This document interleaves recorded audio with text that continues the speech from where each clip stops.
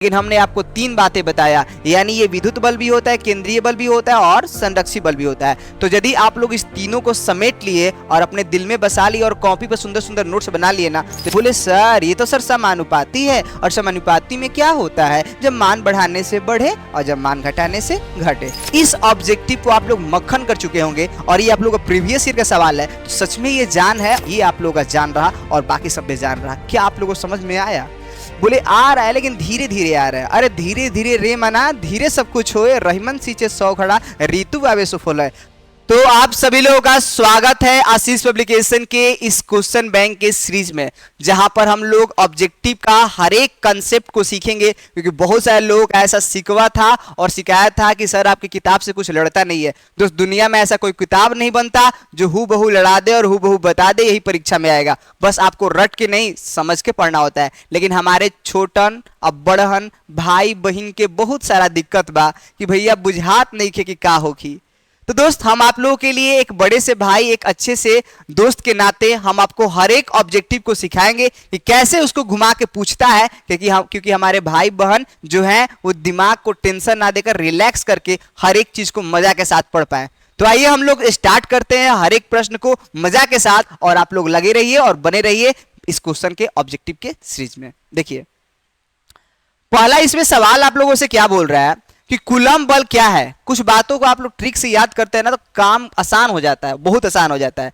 एक आपको ट्रिक बताते हैं ऐसे ही। अब्दुल कलाम आजाद का आप लोग नाम सुने? बोले कि सर कौन नहीं जानता उनको, क्या कारनामा था उनका, मिसाइल मैन कहे जाने वाले इंसान। तो आप लोग अब्दुल कलाम का यदि आप लोग नाम सुने थे, कलाम, ठीक है।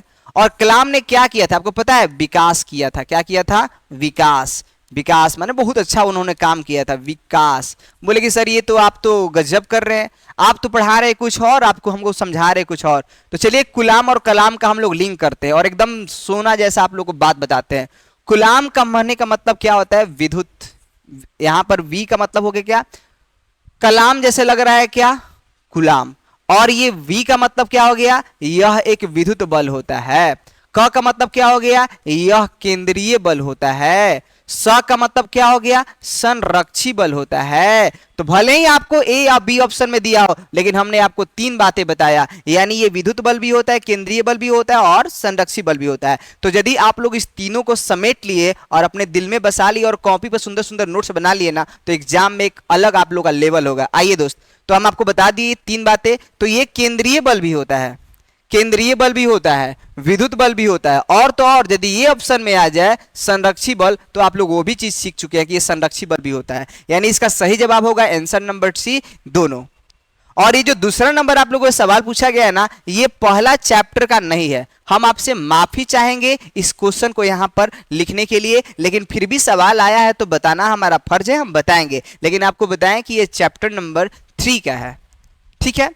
तो आइए हम आप लोग इसको चीज को सिखा देते हैं, लेकिन आपको कभी प्रॉब्लम होने नहीं देंगे। आइए देखिए, पहले हम लोग समझते हैं दो बातों को। एक समानुपाती का क्या अर्थ होता है, क्योंकि बार बार आता है समानुपाती। बोले हाँ हाँ सर एकदम जरूर बताइए। ये समानुपाती हमारा दिमाग खराब कर देता है। समानुपाती का मतलब क्या होता है? और एक और आता है प्यारा सा बात, व्यतक्रमानुपाती मतलब क्या होता है?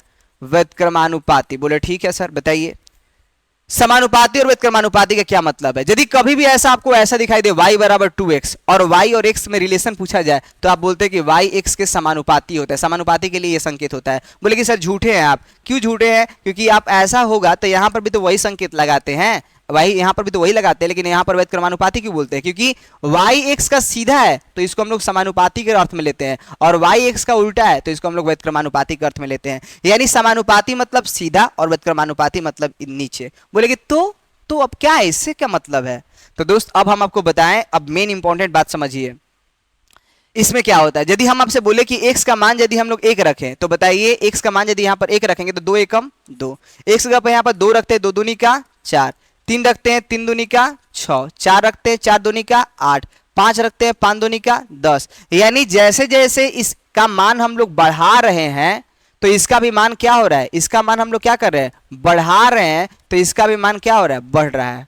लेकिन आप यहां पर देखिए, हमने बोला कि x की जगह पर आपने कितना रखा 1, तो y का मान कितना हो गया, भागा देंगे तो कितना हो गया 2। x की जगह पर रखे कितना 2, 2 से 2 क्या हो गया खत्म 1। x की जगह पर हम लोग रखे 4, तो बताइए कितना हो जाएगा, 4 5 20 यानी 0 पॉइंट कितना हो जाएगा 5। रखे हम लोग यहाँ पर 5, तो यहाँ पर क्या हो जाएगा 0.4। रखे यहाँ पर हम लोग 10, तो ये हो गया क्या 0.2।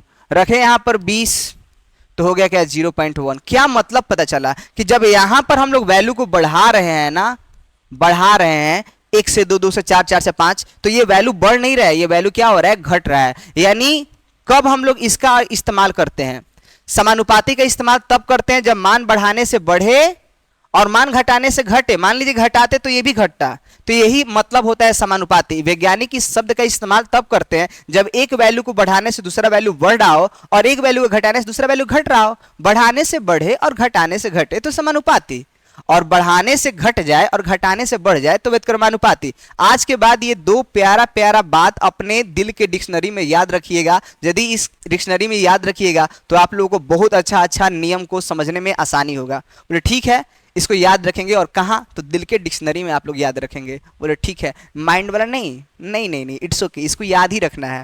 बोले ठीक है। अब आप लोग दोस्त की ये समानुपाती व्युत्क्रमानुपाती का अर्थ समझ चुके हैं, तो एक नाम आता है क्या, जब भी हम लोग एक शब्द इस्तेमाल करेंगे प्रवणता।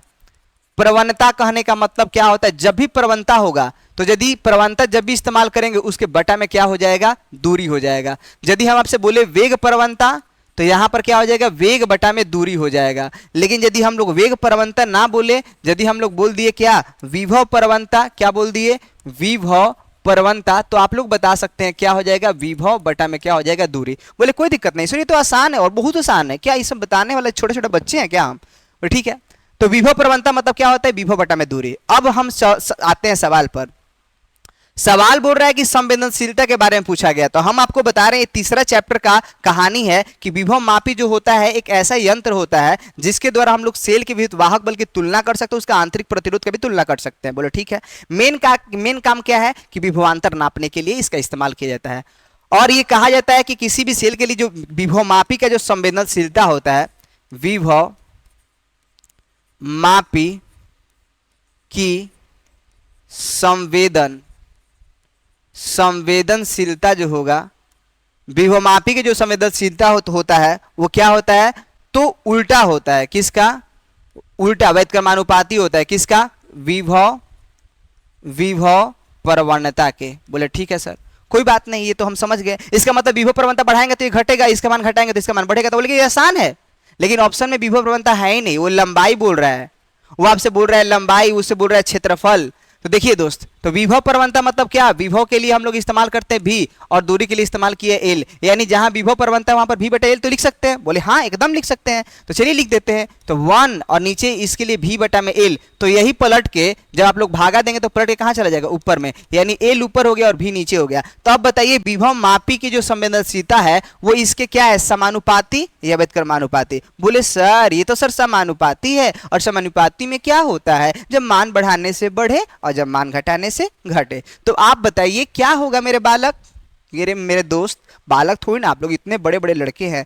देखिए इस तरफ, इसका क्या हो जाएगा सही जवाब, यानी लंबाई का मान बढ़ाने से क्या होगा, बढ़ेगा। इसका सही जवाब, यदि कोई मिस्टेक हो गया होगा तो आप लोग सुधार लीजिएगा। हम लोग इसका सही जवाब होगा, इसका लंबाई का मान बढ़ाने से क्या हो जाएगा मेरे भाई, इसका लंबाई को मान बढ़ाने से क्या होता है, बढ़ता है। विभवमापी के संवेदन क्यों कि समानुपाती होता है। समझ लिए इस बात को। आप यदि समझ लेते हैं तो सच में आप लोग बहुत अच्छे लड़के हैं यार, क्योंकि ये चैप्टर 3 का है और चैप्टर 3 का वो भी टफ क्वेश्चन, लेकिन आप लोग आसान कर दिए। तो आप लोग सच में जादूगर है, जादूगर। आइए देखिए इस सवाल को हम लोग करते हैं। क्वेश्चन नंबर 3 बोल रहे यदि समरूप विद्युत क्षेत्र x अक्ष की दिशा में विद्यमान हो तो समविभव कहां होगा। ओहो, तो चलिए हम आपको इसके बारे में बताते हैं।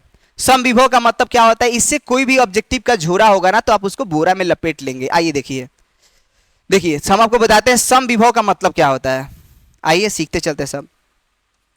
समविभव का मतलब क्या होता है, नाम में ही सब छिपा है। सम मतलब बराबर और क्या बराबर, विभव। तो यदि विभव बराबर होगा तो विभव का अंतर यानी विभवांतर निकालेंगे, तो दोनों बराबर है तो विभवांतर का मान 0 हो गया। बोले हाँ, और आप लोग जानते हैं विभवांतर बराबर सूत्र सूत्र होता है किया गया कार्य बटा में आवेश, तो भागा में इधर जाएगा, तो कार्य का फॉर्मूला बनता है डेल भी गुना क्यू नॉट। बोले हाँ, यदि विभवांतर ही शून्य हो जाए तो किया गया कार्य भी कितना हो जाएगा, शून्य हो जाएगा। यानी आप इस बात को याद रखें कि किया गया कार्य का मान कितना हो जाएगा, शून्य हो जाएगा। कब? जब हम लोग का विभवांतर शून्य हो जाए। और विभवांतर कब शून्य होता है? तो हम लोग का समविभवी पृष्ठ में। यानी एक तो बात और सीखे, buy one get one free, समविभवी पृष्ठ होगा तो विभवांतर शून्य होगा, पहला ऑब्जेक्टिव। दूसरा ऑब्जेक्टिव कि किया गया कार्य क्या होगा, शून्य होगा। यानी एक आवेश को दूसरे जगह पर ले जाने में कोई कार्य नहीं करना पड़ेगा। बोलेंगे अच्छा अच्छा, तो ये बताना चाहते हैं? बोले हाँ, लेकिन अभी तो सवाल ये कुछ और पूछ रहा है। और एक और बात कि समविभवी पृष्ठ जो भी होता है, जो भी हम लोग का समविभवी पृष्ठ होता है, जो भी हम लोग का समविभवी पृष्ठ होता है, उसमें हमेशा हमेशा हमेशा जो विद्युत क्षेत्र का जो डायरेक्शन होता है पृष्ठ के लंबवत होता है। पृष्ठ क्या होता है? लंबवत। आइए हम आपको एक थोड़ा सा डिजाइन से सिखाते हैं। देखिए,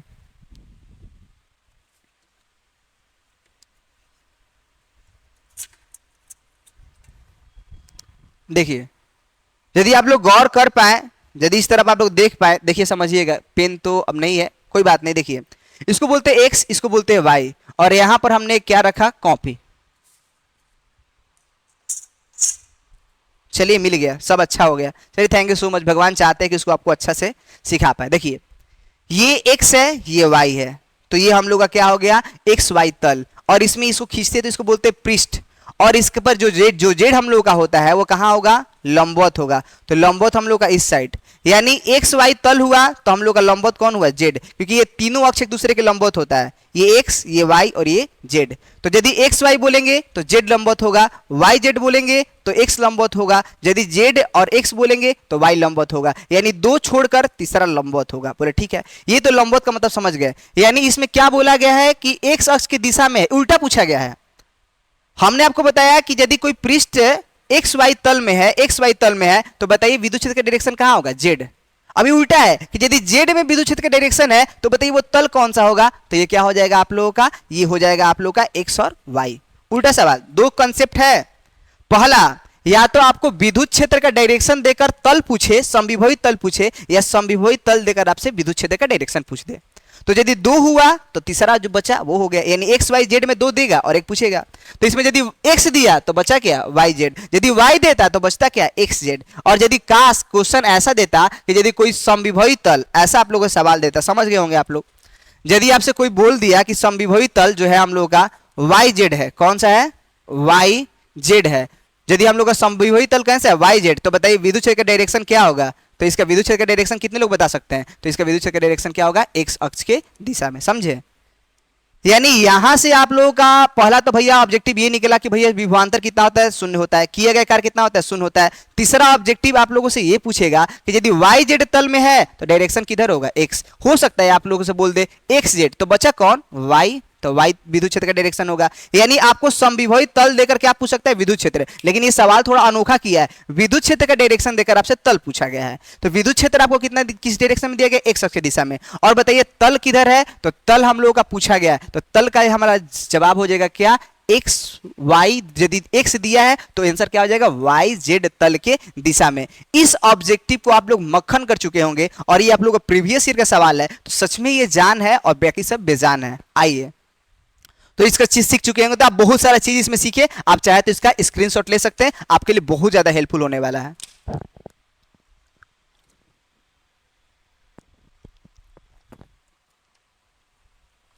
आते हैं हम लोग नेक्स्ट प्रश्न की ओर।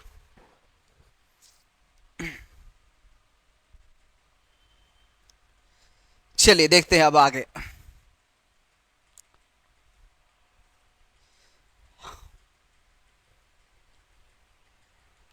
बोल रहा है कि विद्युत आवेश का क्वांटम ईएसयू मात्रक क्या होता है। हम आपको बताएं कि आवेश का सबसे छोटा सा मात्रक क्या होता है। सर आवेश का सबसे छोटा इलेक्ट्रॉन होता है, इससे छोटा होता ही नहीं है। तो बोले कि सर ये सब ईएसयू फीएसयू क्या है, और आप लोग गाना भी सुनेंगे, ये पगली पगली क्या है। अब देखिएगा यार क्या है। अब यहां पर देखिए, आपको बताया कि सबसे आवेश, आप लोग आवेश का क्वांटमीकरण का सिद्धांत पढ़े होंगे कि जब एक पदार्थ को जब दूसरे पदार्थ से रगड़ा जाता है तो एक इलेक्ट्रॉन का, दो इलेक्ट्रॉन का, चार इलेक्ट्रॉन का स्थानांतरण होता है, कभी आधा तो इलेक्ट्रॉन नहीं जाता है। यानी एक पदार्थ से दूसरे पदार्थ में इलेक्ट्रॉन का जो स्थानांतरण होता है हमेशा इलेक्ट्रॉन के क्या होता है, पूर्ण गुणज के रूप में होता है। यही हम लोग का आवेश का क्या है, क्वांटमीकरण का सिद्धांत है। एक इलेक्ट्रॉन, दो इलेक्ट्रॉन, चार electron, 10 electron, dot dot dot dot dot ऐसे। बोले कि अच्छा जी ये बात है। बोले हाँ।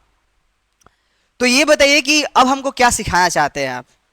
तो दोस्त आप लोगों से सवाल क्या पूछा गया है, आप लोगों से सवाल पूछा गया है कि बताइए इस प्रकार से, यहां पर यार 1 2 3 4 5 बोल रहा है कि आवेश का क्वांटम ईएसयू मात्रक पूछा गया। क्वांटम ईएसयू मात्रक क्या पूछा गया आप लोगों से, क्वांटम ईएसयू मात्रक पूछा गया है। तो चलिए हम लोग क्वांटम ईएसयू के बारे में जानते हैं। तो सबसे छोटा सा आवेश कौन, तो एक इलेक्ट्रॉन 1.6 गुना 10 का पावर माइनस 19 कूलम। बोले ठीक है, यही हम लोग का छोटा, लेकिन ये ऑप्शन में तो है नहीं, तो हम आपको जानकारी के लिए बताए, इसको आपको ईएसयू बदलना होगा।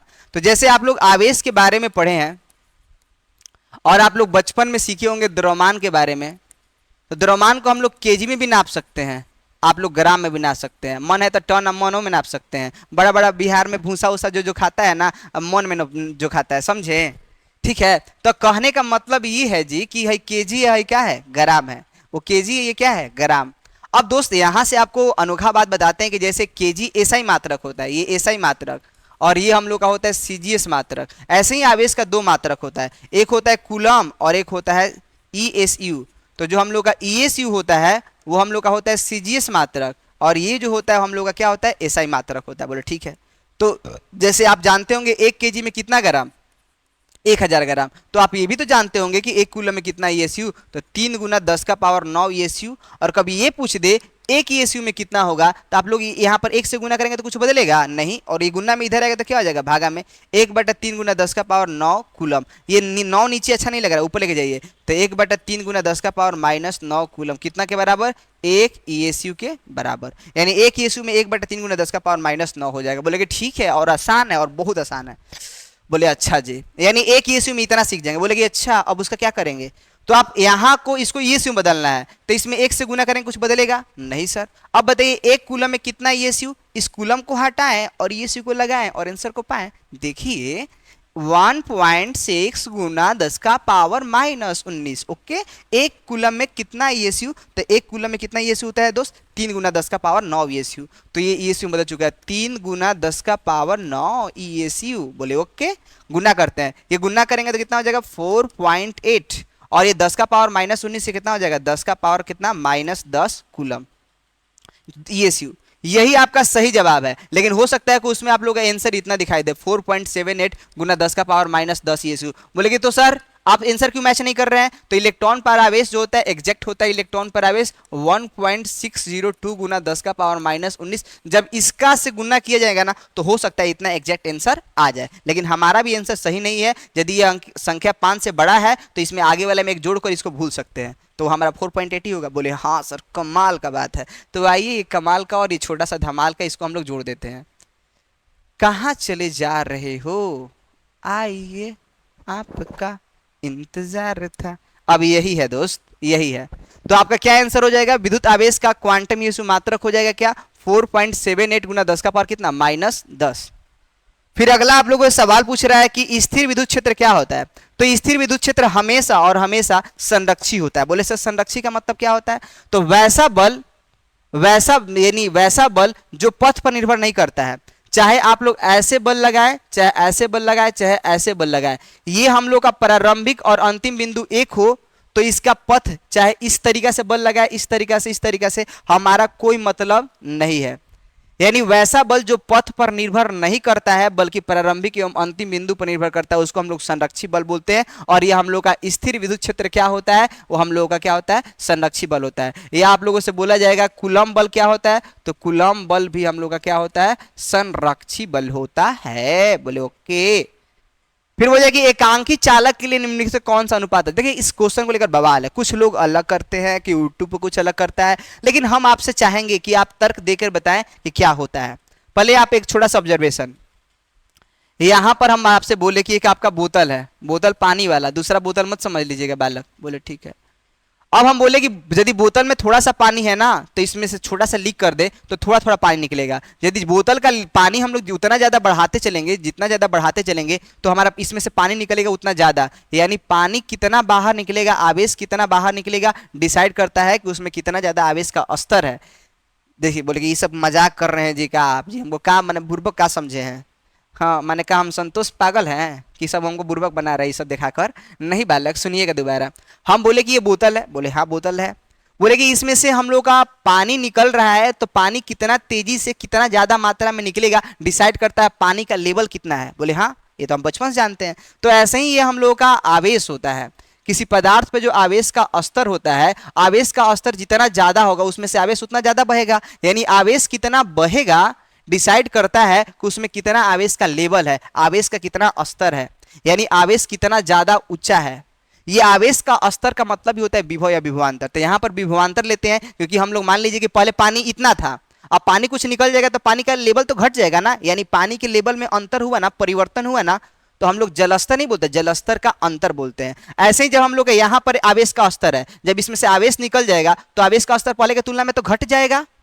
तो घट जाएगा इसका मतलब आवेश के स्तर में परिवर्तन हुआ, और आवेश का स्तर मतलब क्या, विभव, यानी विभव में परिवर्तन हुआ। तो विभव में जब परिवर्तन होता है तो विभव शब्द का इस्तेमाल नहीं करते हैं, किसका इस्तेमाल करते हैं, विभवांतर का। यानी यहाँ पर भी क्या है बालक, विभवांतर, समझे। यानी कहने का मतलब कितना आवेश बाहर निकलेगा डिसाइड करता है कि आवेश का लेवल कितना ज्यादा है, आवेश के लेवल में कितना परिवर्तन हुआ।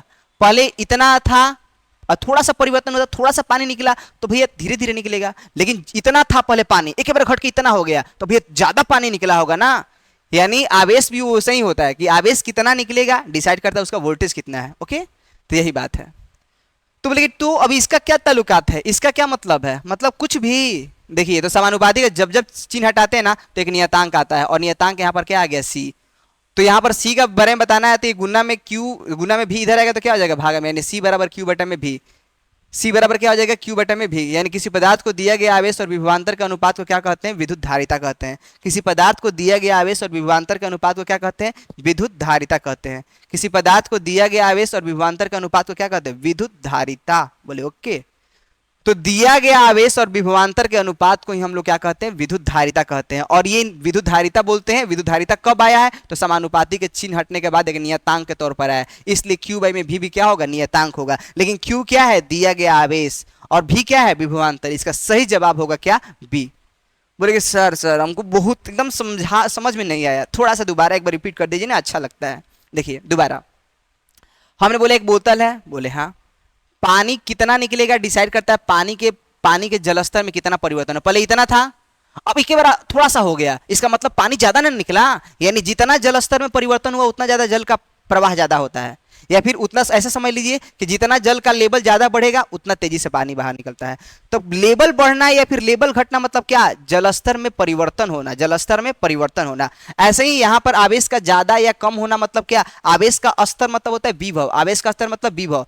तो कहने का मतलब क्या हुआ कि विभव में परिवर्तन हो रहा है, विभव में अंतर हो रहा है। तो विभव में अंतर हुआ तो उसको विभवांतर बोलते हैं, और उसी से डिसाइड होता है कि आवेश कितना बाहर निकलेगा। तो समानुपाती का चिन्ह हटाए, और समानुपाती का जब जब चिन्ह हटाते एक नियतांक आता था, आता है और आता ही रहेगा। तो यहां पर आया नियतांक के तौर पर सी, और यही हम लोग का नियतांक है। गुना में इधर आया तो क्या हो गया, भागा में। यानी दिया गया आवेश और विभवांतर का अनुपात एक नियत होता है। लेकिन ये सी क्या है, सी हम लोग का विद्युत धारिता होता है। इस प्रकार से आप इस क्वेश्चन को मक्खन मलाई कर चुके होंगे, हमें पूरा उम्मीद और विश्वास है। और यदि कोनो शिकायत बा तो सोच के बोलिए दिया लोग। अब देखिए आगे नेक्स्ट बोल रहा है कि इनमें से कौन सी राशि अदिश है। ये दोस्त याद रखना पड़ता है, ये याद रखना पड़ता है। आवेश हम लोग का अदिश राशि है, विभव अदिश राशि है, धारिता भी अदिश राशि है, सभी होगा इसका, ये याद करना, इसका कोई चारा नहीं है। फिर बोल रहा है इलेक्ट्रॉन का विशिष्ट आवेश क्या होता है। विशिष्ट आवेश कहने का मतलब समझिए, जब भी विशिष्ट आवेश लग गया उसका मतलब होता है उसका नीचे द्रव्यमान होगा। देखिए विशिष्ट आवेश है तो आवेश बटा द्रव्यमान, यानी आपसे पूछा गया है क्या, इलेक्ट्रॉन का विशिष्ट आवेश, तो इस तरीका से निकाल लेंगे। देखिए इलेक्ट्रॉन का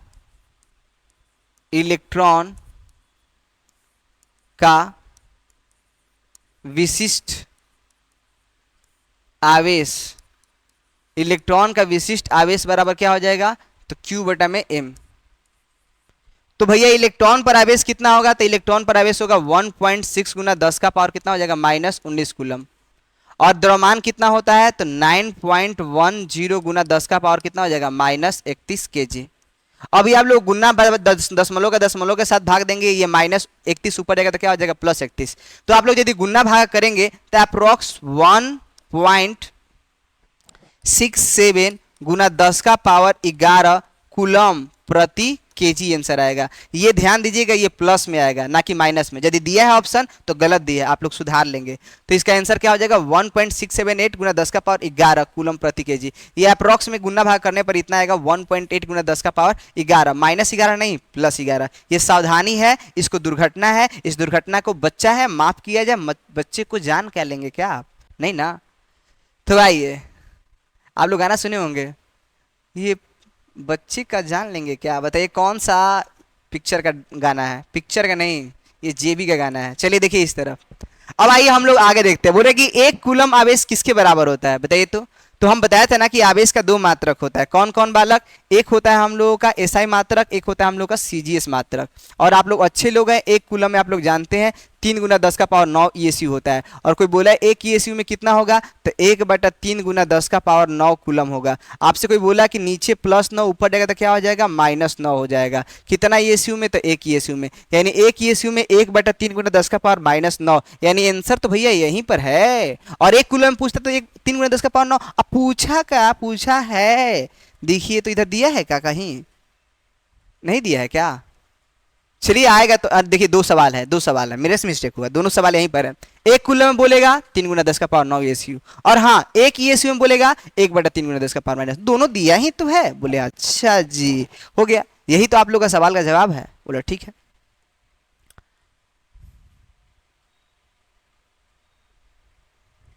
चलिए हम लोग आगे सवाल पर आते हैं। बोल रहे हैं कि विद्युत क्षेत्र ई का एसआई मात्रक क्या होगा। आपको बता रहे विद्युत क्षेत्र के बारे में क्या क्या पूछ सकता है। आइए एक लिंक बनाते हैं और आपको दिखाते हैं विद्युत क्षेत्र की तीव्रता के बारे में क्या क्या पूछ सकता है।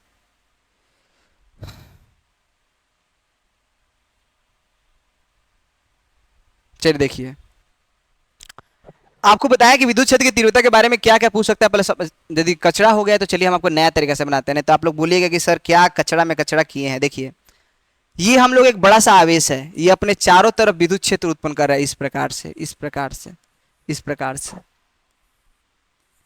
हमने एक छोटा सा बच्चा, ये है Q0, इस Q0 को हम लोग इसके अंदर लेके जा रहे हैं। ये बीच का जो दूरी है यहाँ पर कितना है, R।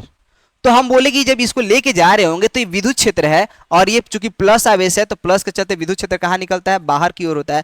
तो इस पर बल लगाएगा। ए भैया इधर कहाँ रे, इधर तुम्हारा इलाका है, कहाँ की जा रहे हो, मन्नाना का गाँव है आपका। तो बोले कि भैया हमको जाने दीजिए ना, क्योंकि बल लगाएंगे क्योंकि आओगे तो हमारे इलाका में आओगे तो बल लगाएंगे। उसी को हम लोग क्या बोलते हैं, विद्युत क्षेत्र की तीव्रता। यानी पहला तो भैया डिफिनीशन है, या फिर आप लोग बोल सकते हैं आप लोग विद्युत क्षेत्र, ये तो बहुत बार आप लोग ऑब्जेक्टिव में पूछा, विद्युत क्षेत्र की तीव्रता ई के लिए या तो फॉर्मूला पूछेगा तो हो जाएगा क्या, लगने वाला बल बटा में क्या हो जाएगा, आवेश। लगने वाला बल बटा में क्या हो जाएगा, आवेश, F हो जाएगा, और यहां पर क्या हो जाएगा, Q0। ठीक है, पहला तो फॉर्मूला ही पूछ दिया कि विद्युत क्षेत्र की तीव्रता का क्या फॉर्मूला होगा, तो लगने वाला बल बटा मास। डिफिनीशन देंगे, नीचे वाला नाम कहेंगे एकांक। जैसे ही 1 करेंगे, नीचे वाला जब 1 हो जाए तो ऊपर वाले को बोल सकते हैं, यानी एकांक आवेश पर लगने वाला बल को विद्युत क्षेत्र की तीव्रता कहते हैं। बोले अच्छा जी, तो डिफिनीशन बता रहे हैं। तो ये आप लोगों का डिफिनीशन क्रैश कोर्स, एक फ्री क्रैश कोर्स आने वाला है आप लोगों के लिए। वो दशहरा के 9वीं के हम लोग पहले दिन से स्टार्ट करेंगे, शुभ काम उस दिन से स्टार्ट किया जाएगा, और आप लोगों के लिए बढ़िया सा फिजिक्स और केमिस्ट्री का आप लोगों का लेकर आया जाएगा, जिसमें क्वेश्चन बैंक का मटेरियल और क्रैश कोर्स इस प्रकार से डिजाइन किया जाएगा कि यदि आप उसको अच्छा से पढ़ ले तो 80% लाना आम बात है, और हूबहू लड़ेगा वही जो हम पढ़ाएंगे। चलिए आइए देख लीजिए। तो विद्युत क्षेत्र की तीव्रता के लिए हो जाएगा लगने वाला बल बटा में आवेश। बोले ओके, तो कोई बात नहीं। तो चलिए अब हम लोग थोड़ा सा और इसमें जान डालते हैं और इसको हम लोग और अच्छा करते हैं। देखिएगा एक और फॉर्मूला होता है ई का फॉर्मूला होता है 1/4 पाई एप्सिलॉन नॉट Q बटा में R²। और ये जो हमने फॉर्मूला बताया इसको शॉर्टकट में लिख सकते हैं E बराबर F बटा में Q नॉट। इसी को बोर्ड एग्जाम में कभी कभी इस प्रकार से भागा में इधर जाएगा तो गुना में करके पूछता है। ये भी पूछा गया, ये भी पूछा गया, मैंने दोनों तो सेम है, सेम ही है, ये भी पूछ सकता है। बोले ठीक है। और इससे पूछा जाएगा बताइए विद्युत क्षेत्र की तीव्रता और दूरी के बीच कैसा संबंध है, जब हम लोग का आवेश कैसा हो, बिंदु आवेश हो उसके कारण। तो बिंदु आवेश के कारण जो E होता है ना, E वो क्या होता है, इनवर्सली प्रोपोर्शनल होता है उसके दूरी के वर्ग के। बोले ठीक है। तो ये भी ऑब्जेक्टिव है, ऑब्जेक्टिव का आपको पूरा बौछार बना रहा है। पहला फार्मूला, ये दूसरा फार्मूला, लीजिए दो फार्मूला हो गया ऑब्जेक्टिव। फिर तीसरा पूछेगा इसका मात्रक, तो आवेश का, ये बल का मात्रक क्या होता है, न्यूटन, आवेश का मात्रक होता है कूलम। यही ऊपर जाएगा ना तो क्या हो सकता है, यही ऊपर जाएगा तो क्या हो जाएगा, न्यूटन कूलम इनवर्स। आपको दूसरा किताब पढ़िएगा, दूसरा किताब क्या और सारा चीज में जब आप लोग पढ़िएगा तो इसका मात्रक क्या होता है, वोल्ट प्रति मीटर। ऊपर जाएगा तो क्या हो जाएगा, वोल्ट मीटर इनवर्स, यानी दो मात्रक भी सीखे। और मात्रक क्या दोस्त, अभी आप लोगों से कोई पूछ दे विमीय सूत्र, विमीय सूत्र पूछ दिया तो विमीय सूत्र क्या होगा मेरे दोस्त, बल का क्या होता है, M L T inverse two, 11th class में पढ़े थे। आवेश का क्या होता है, ए टी। तो चलिए एम एल और नीचे प्लस एक ऊपर जाएगा तो क्या हो जाएगा, एम एल टी इनवर्स 3, नीचे ए ऊपर जाएगा तो क्या इनवर्स, यानी M L T inverse 3 A inverse होता है। राशि कैसा होगा, सदिश, और वो भी सदिश दे दिया तो यदि प्लस कहेंगे तो विद्युत क्षेत्र की ओर बाहर की ओर, और माइनस बोलेंगे तो विद्युत क्षेत्र कहाँ हो जाएगा, अंदर की ओर। और यदि दो प्लस बोलेंगे तो एक दूसरे से कहेगा ये भैया जा हम तारे से तो मुँह न लगाएं, तू बहुत खिसिया हव, तो यह तरीका से हो जाएगा, तब सब एकदम दिमाग खराब हो जाएगा। तो लीजिए, तो ये एक दूसरे का विरोध करना चाहेगा, ठीक है ना। तो इस प्रकार से आप रेखा के बारे में, ये कब न्यूमेरिकल, इस फार्मूला का कब न्यूमेरिकल में इस्तेमाल करेंगे, जब आपको दूरी दिया जाए, और ये कब फार्मूला का इस्तेमाल करेंगे, जब आपको बल दिया जाए, क्योंकि दोनों में आवेश है, दोनों में आवेश है। आवेश से पहचान में नहीं है तो कौन हम लोग न्यूमेरिकल में इस्तेमाल करेंगे। हाँ, क्वेश्चन में दूरी दिए तो ये लगाइए और क्वेश्चन में बल दिए जाए तो वो लगाइए। बल्कि सर कब कौन सा आवेश लगाएंगे ये बताइए। ये आवेश वो आवेश है जो अपने चारों तरफ विद्युत क्षेत्र उत्पन्न कर रहा है, और ये वो आवेश है जिसको विद्युत क्षेत्र में लेकर जा रहा है। तो ये आप लोगों का कंसेप्ट रहा, ये आप लोगों का जान रहा, और बाकी सब भी जान रहा। क्या आप लोगों को समझ में आया? बोले आ रहा है लेकिन धीरे धीरे आ रहा है। अरे धीरे धीरे रे मना, धीरे सब कुछ होए, रहीमन सींचे सौ घड़ा, ऋतु आवेश फूल है। समय समय पर आएगा दोस्त, आपको हड़बड़ी में कुछ नहीं होता है, सब कुछ इत्मीनान से मिलेगा। आइए हम लोग इस चीज को सीख लेते हैं। बोले कि सर पूछ रहा है, एक पूरा पूरा बराती लगा दे रहे हैं। चलिए देख ही लीजिए दोस्त। तो विद्युत क्षेत्र की तीव्रता का मात्रा क्या हो जाएगा, न्यूटन कूलम इनवर्स भी हो सकता है, न्यूटन कूलम इनवर्स भी हो सकता है, और क्या हो सकता है, वोल्ट मीटर इनवर्स भी हो सकता है। फिर आइए एक लास्ट प्रश्न पर हम लोग आ जाते हैं। यहाँ पर बोल रहा है कि द्विध्रुव, यहाँ पूछ रहा है कि एक गोले पर इतना आवेश है तो उसके सतह पर विद्युत फ्लक्स कितना होगा। आपको बताया कि फ्लक्स के लिए फॉर्मूला क्या होता है। फ्लक्स के लिए गॉस प्रमेय लगता है, और गॉस प्रमेय कहते हैं उसके अंदर का कुल आवेश को जोड़िएगा, कुल आवेश को जोड़ दीजिएगा, और कुल आवेश को जोड़ने के बाद उसको 1/एप्सिलॉन नॉट से गुना कर दीजिएगा। बोलेगा ये तो आसान है, तो चलिए गुना करते हैं। ये हम लोग Q का कितना हो गया, 10 माइक्रोकूलम, और एप्सिलॉन नॉट का जब गुना करेंगे तो आप लोग का आंसर आएगा ही नहीं, क्योंकि एप्सिलॉन का होता है 1.85 गुना 10। अच्छा कर ही देते हैं इधर। आपको बताया कि मान लीजिए कि यहाँ पर एप्सिलॉन का वैल्यू रखते हैं 8.85 गुना 10 का पावर -12, तो क्या आपको लग रहा है कि आंसर आ जाएगा, क्योंकि हर एक ऑप्शन में पाई है। तो बोले कि सर ये पाई का क्या करे, ये पाई कहाँ से आ गए, ये दुश्मन कहाँ से आ गया। अब ये दुश्मन को हम लोग थोड़ा सा और आसान बनाते हैं। तो ये 1 में एप्सिलॉन नॉट जो था ना, एक काम करते हैं 4 पाई से नीचे गुना करते हैं और 4 पाई से ऊपर गुना करते हैं, तो गुना करने से तो कुछ बदलेगा नहीं। बोले कि हाँ सर 4 पाई से 4 पाई करता हूँ, तो लाए या चाहे नहीं लाए तो ये तो मतलब में नहीं रखेगा। बोले कि हाँ जी तो बात सही है। तो क्या करेंगे जी, तो 1 में 4 पाई एप्सिलॉन नॉट, इसका मान होता है कितना होता है, आप लोग बचपन में सीखे थे, बचपन में नहीं 12th क्लास के बचपन में जब स्टार्ट किए थे क्लास, तो 10 माइक्रोकूलम, ठीक है। अब इसका क्या हो जाएगा, 10 माइक्रोकूलम गुना 4 पाई, ठीक है। अब ये 1 में 4 पाई एप्सिलॉन का मान होता है कितना, 9 गुना 10 का पावर 9। बोले अच्छा जी। अब चलिए देखिएगा, कूलम का बात हटा देते हैं क्योंकि आप लोग ये सब मात्रक हो जाएगा ना, डायरेक्टली लास्ट में मात्रक लिखेंगे। बताइए यहाँ पर कितना, 9 चौका 36 पाई, 9 चौका 36 पाई हो गया। उसके बाद कितना हो गया, ये माइक्रो है ना, तो 10 का 10 लिखे, और ये माइक्रो, इस माइक्रो के लिए कितना होता है 10 का पावर -6, और इतना है यहाँ पर 9। बोले कि अच्छा जी, तो 9 और 1 कितना हो गया 10, 10 में से 6 हो गया 4, यानी 36 पाई गुना 10 का पावर 4, इसका आंसर हो गया ये। सर रफ्तार में नहीं, धीरे धीरे बताइए दोबारा। हमने बताया कि आवेश दिया था, बोले हाँ। गॉस फ्लक्स का होता है, फ्लक्स का गॉस प्रमेय का होता है कि कुल आवेश को लिखिए 1/एप्सिलॉन से गुना कीजिए, लेकिन 1/एप्सिलॉन से गुना करते तो आंसर मैच ही नहीं करता, इसलिए हम लोग 4 पाई से ऊपर गुना और 4 पाई से नीचे भागा किए। तो गुना भागा किए तो ये म्यू का मतलब क्या होता है, म्यू का मतलब होता है 10 का पावर -6। तो हमने म्यू की जगह पर कितना लिख दिया, 10 का पावर -6। यहाँ पर 36 लिख दिए ना, 36 पाई, ये 10 का 10 लिखे, ये माइक्रो मतलब 10 का पावर -6, ये 10 का पावर 9 पहले से था, और बाकी सब गुना भागा। यदि गुना भागा नहीं आता है तो आप लोग ऐसे ही बेकार है, नालायक है, नहीं नालायक नहीं, अच्छे हैं। ओके, तो चलिए आप लोग इस चीज को सीख लेंगे, और सीखने के बाद और सारा क्वेश्चन हम लोग नेक्स्ट वीडियो में कवर करेंगे। बस आज के लिए इतना ही। Thank you so much for watching this video. आप लोग का दिन शुभ हो और खूब मजा के पढ़ते रहिए।